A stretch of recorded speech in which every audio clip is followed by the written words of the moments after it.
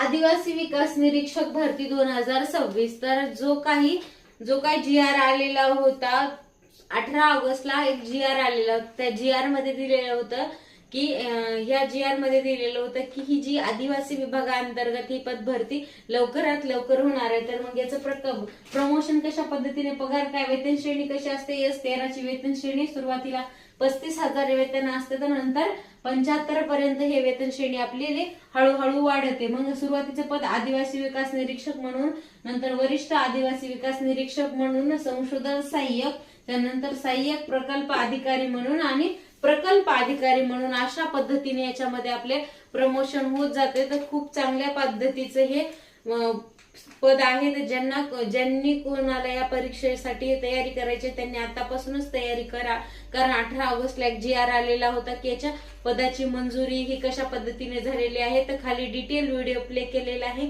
नक्की एकदा जाऊन चेकआउट करा. ज्यांना कोणाला या